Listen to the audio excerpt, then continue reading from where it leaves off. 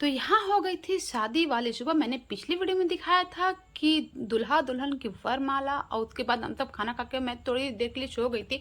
और यहाँ मैं आने में थोड़ी लेट हो गई थी, क्योंकि ले उठने में थोड़ी लेट हो गई थी, इसलिए क्योंकि रात में थोड़ा लेट से ही सोई थी और रेडी वेडी होने में थोड़ा लेट कर गई थी। यहाँ सिंदूर वगैरह हो चुकी थी। आप देखो यहाँ पर मंडप की जो भी छोटी छोटी रीति रिवाज होते हैं वो सारे कार्यक्रम उनके हो गए थे, और यहाँ मैं आके बैठ चुकी थी यहाँ पे। और सभी लोग बैठे और जो गीत वीत गाते वहाँ पे मेरे भाई जाने की तैयारी कर रहे थे।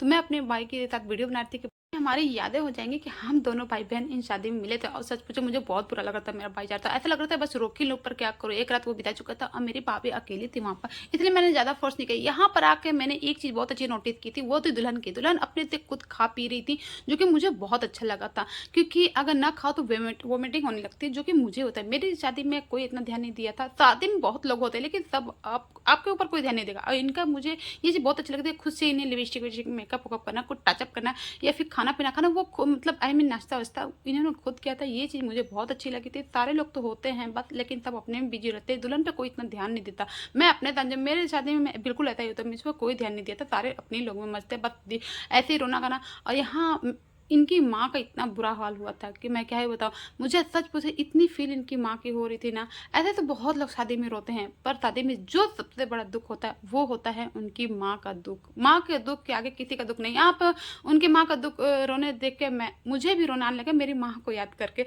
लेकिन मैं तो ब्लॉगर हूँ, मैं कैसे रो सकती हूँ, तो मैं सोची कि मैं रोने लगी तो थोड़ी ज़्यादा इमोशनल हो जाऊँगी। इसलिए मैं सेल्फी लगाने के बहाने मैं आ गई थी शीशे में, ताकि सबको लगे कि मैं सेल्फी ले रही हूँ। मुझे इन सबसे कोई लेना देना नहीं है, लेकिन सच से तो लेना देना बहुत था सब। और उनकी माँ को आप देखो यार, इतनी इमोशन, इतनी, मैं क्या ही बताऊँ, उनकी माँ इतनी रोते, सारे लोग छोड़ के भी चले गए तो उनकी माँ अकेले बैठ के रोने लगी। और ये मैं सिर्फ उन्हीं, आप सच पूछे तो मैं सिर्फ उन्हीं को ही नोटिस कर रही थी, क्योंकि एक माँ का जो प्यार होता है वो दिखावा नहीं हो सकता यार।